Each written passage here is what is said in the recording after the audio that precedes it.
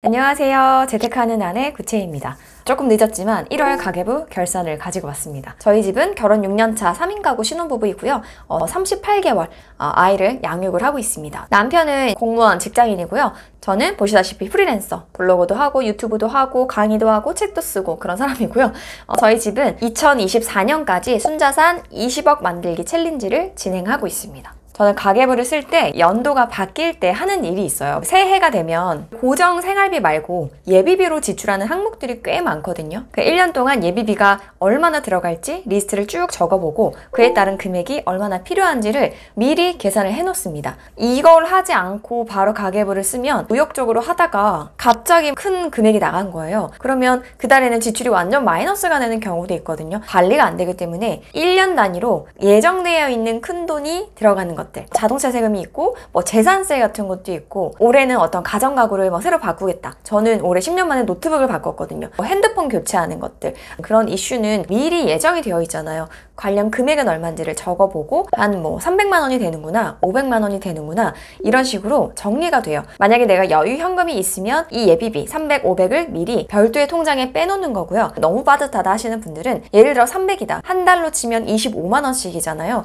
요거를 매달 가계부를 쓸 때 예비비 항목으로 지출 처리를 하는 겁니다. 안 썼어도 쓴 것처럼 처리를 해서 별도의 통장으로 모아두고 해당 이벤트가 있을 때 빼서 쓰는 거죠. 그럼 본격적으로 1월에 어디에 얼마를 어떻게 썼는지 한번 볼까요? 가장 먼저 투두 리스트를 작성을 합니다. 1월에는 자동차세 납부가 있었고요. 설날에 친정을 내려갔었기 때문에 관련 경비 드는 게 있었고, 부모님 생신, 남동생 생일도 있었고, 또 아이 어린이집에서 확진자가 발생해서 한 10일 정도 자가격리를 했습니다. 아무래도 식자재가 좀 더 많이 들기 때문에 보충해놔야 된다는 걸 써놨고, 또 공모주가 있었어요. 까먹지 않으려고 이렇게 적어놨었습니다. 이렇게 미리 써두면 가계부를 작성할 때마다 이 리스트가 보이기 때문에 이게 빠뜨릴 일이 별로 없더라고요. 자, 1월에 고정지출 내역을 볼게요. 주거비용은 월세, 관리비, 도시가스, 수리 청소 비용이 나가고 있고요. 남편, 아내 용돈, 그리고 보험 4가지, 통신비 2가지 나가고 있고, 자기개발 비용, 자녀 관련해서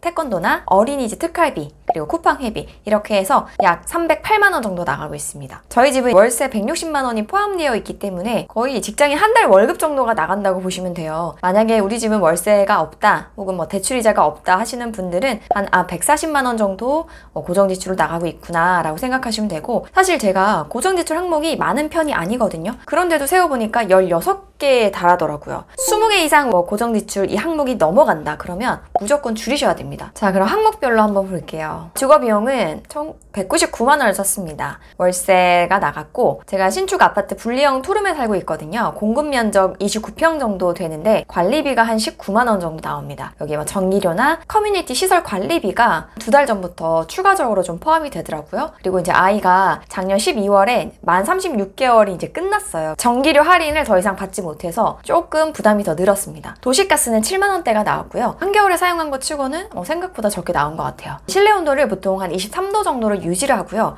보일러를 거의 끄는 일은 없어요. 외출 모드도 안 해놓고 그냥 일정하게 계속 유지를 해놓는 편입니다. 집이 다행히 좀 따뜻해가지고 잘 때만 0.5도, 1도 높여서 가동을 하고 있어요. 그리고 저는 이제 한 달에 2번 정도 이모님이 오셔가지고 대청소 도와주시거든요. 예산이 200만 원인데 그 안에서 잘 무난하게 쓴 것 같습니다. 두 번째는 식비인데요. 76만 원을 가까이 썼습니다. 작년에 식비 통계를 내보니까 월 평균 65만 원 정도 쓰더라고요. 근데 1년 새에 물가가 정말 어마어마하게 올랐어요. 그래서 올해부터는 식비를 한 5만 원에서 10만 원 정도 상향을 해야지 라고 마음을 먹었는데, 양심상 5만 원 정도만 일단 상향을 해봤거든요. 근데 마음이 느슨해졌는지 일단 5만 원을 더 초과해서 썼습니다. 핑계를 대자면 아이가 이제 어린이집에서 코로나 확진자가 발생하면서 가정보육을 조금 했었거든요. 그때 이제 삼시세끼 밥이랑 간식 차리는 게 너무 버거워서 배달을 2번 정도 활용을 했었어요. 식자재도 평소보다 더 많이 보충을 했었고요. 그러다 보니까 제가 원래는 식비를 조금 타이트하게 잘 관리를 해서 근사한 데 가서 외식 플렉스를 하는데, 이번 달에는 지출이 많아서 할 수가 없었어요. 이걸 보면서 느끼는 게 뭐냐면, 짜잘짜잘하게 쓰는 게 한 달 지나고 나면 남는 게 없는 거예요. 이럴 바에는 집밥 위주로 해먹으면서 좋은 데 가서 기분 전환도 하고 뭔가 리프레시 되는 느낌, 그게 더 좋은 것 같아요. 어쨌든 이번 달에는 예산보다 초과를 해서 조금 반성을 했습니다. 식자재가 거의 50만 원에 달하거든요. 있거든요. 쿠팡 로켓프레쉬를 가장 많이 사용하고 오아시스 마켓 그리고 동네 마켓 활용하고 있습니다. 저는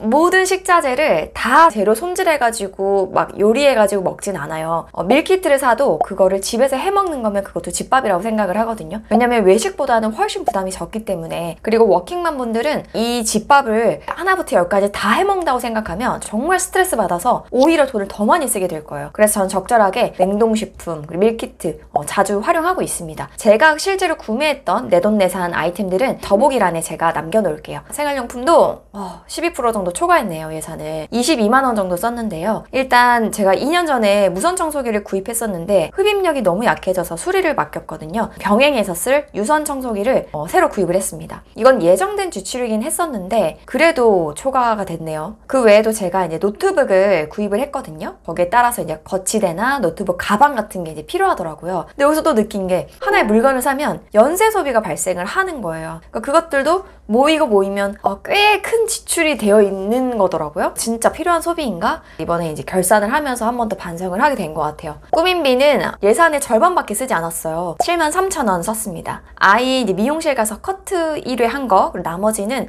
저 오일 미스트나 크림, 헤어팩, 기초 화장품 몇 가지를 보충했어요. 저는 이제 화장품은 고렴이부터 설화수 이런 것부터 저렴이까지 가리지 않고 다양하게 쓰는 편인데 제가 피부가 굉장히 건조한 편이에요. 잔주름이 잘 생기기 때문에 보습 위주로 잘 되는 그런 화장품을 좀 쓰고 있습니다. 요번에 참눈에서 크림을 하나 샀는데 저는 나쁘지 않더라고요. 이것도 리스트에다 넣어놓을게요. 그리고 의류비 지출은 없었어요. 저는 이렇게 1월, 4월, 7월 시즌의 한가운데에 딱 껴있는 달 있잖아요. 그런 달에는 의류 쇼핑을 되도록이면 안 하고 기다리는 편이에요. 조금만 더 내가 기다리면 이 계절이 끝나가는데 라는 생각이 좀 있거든요. 2월이 됐다. 그러면 이제 곧 봄인데 뭐하러 내가 겨울옷을 사? 이런 생각이 있으니까 계절 시작하는 첫 달 이런 때만 조금 조절하면 되더라고요. 어쨌든 이번 달에 꾸민비는 잘 아껴서 쓴 것 같습니다. 건강도 예산 대비 한 30% 아껴서 7만 원 정도 썼습니다. 병원 약국에 간 게 있었고요. 건강 보조는 뭐냐면 제가 새해부터 이제 이너뷰티 관리를 좀 열심히 해보기로 하면서 콜라겐,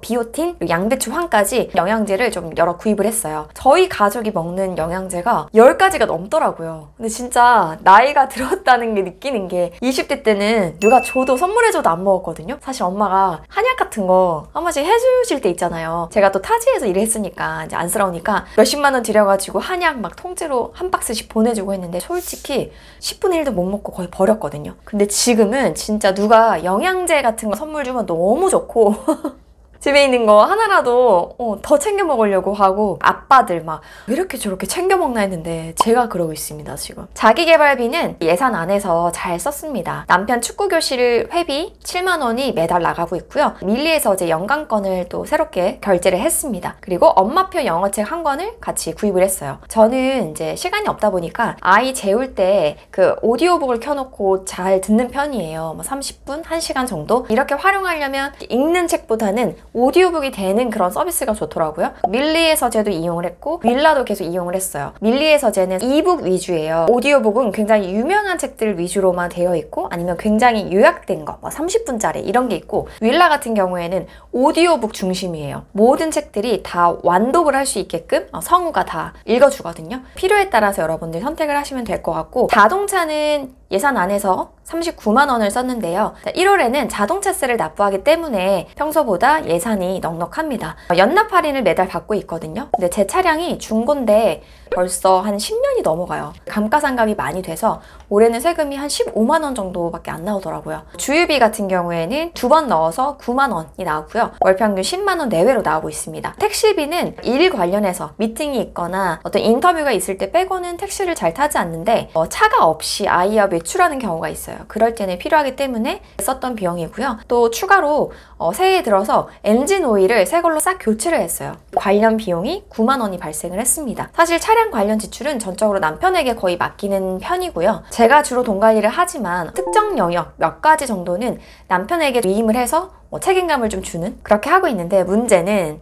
2월에 신랑이 또 사고를 쳤습니다. 이건 다음 달 리뷰에서 그리고 과태료가 나왔어요. 아마 속도 위반이었던 것 같거든요. 근데 고지서를 봐도 기억이 안 나더라고요. 근데 무려 5만 원이 나갔습니다. 진짜 세상에서 제일 아까운 돈이 여러분 과태료, 연체료 이런 거 같아. 내가 조금만 신경 쓰면 아낄 수 있는 돈인데 나의 무지, 무관심 이런 걸로 날린 돈들. 약간 멍청 비용 같은 느낌? 아니 자동차세 연납 할인 받자고 막 이렇게 챙겨서 납부를 했는데 이렇게 과태료 한번 나오면 절세가 무색해지는 거죠. 그래서 이번에도 조금 반성을 했습니다. 자, 자녀는 19만 원을 썼는데요. 예산보다 조금 초과를 했어요. 더 어릴 때는 한 20만 원 좀 넘게 썼었어요. 그러다가 아이가 분유도 떼고 기저귀도 떼면서 조금 줄었었는데 올해 1월에는 엄마표 영어를 시작을 한다고 해서 아이 영어 관련 교재를 중고로 몇 개 구입을 했거든요. 아이 뭐 영어 원서 같은 거, 영어 애니메이션 대본집도 구입했고 관련 CD 다 해보니까 한 10만 원 정도 들었더라고요. 딱 이 10만 원으로 엄마표 영어를 앞으로 좀 꾸준히 해보려고요. 저희 시언니가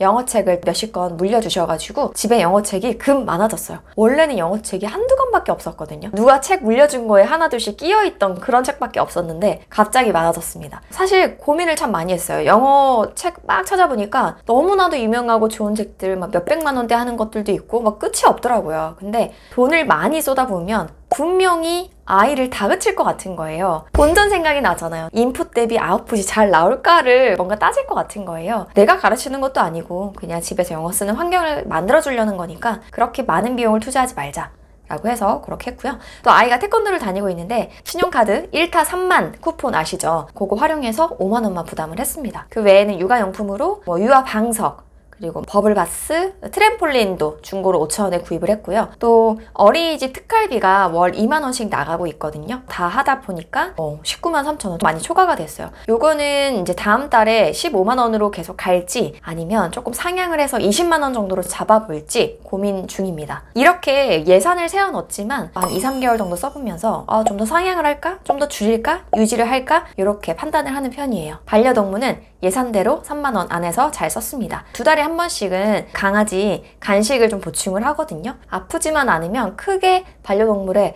돈이 많이 들어가진 않아요. 문화생활에 이제 10만 원 예산을 잡았는데 실제로는 3만 원 정도 써서 많이 절약을 했습니다. 아이와 함께 딸기 농장 체험을 다녀왔거든요. 그리고 그 엄마표 영어 시작하면서 디즈니 영화를 한번 봤어요. 굿다이노를 봤는데 제 예상과는 달리 아이가 폭풍 오열을 하는 바람에 요거 굉장히 조금 슬픈 영화예요, 여러분. 저도 모르고 보여줬거든요. 감성이 조금 충만한 아이들은 굉장히 슬퍼할 수 있습니다. 추천하지 않아요.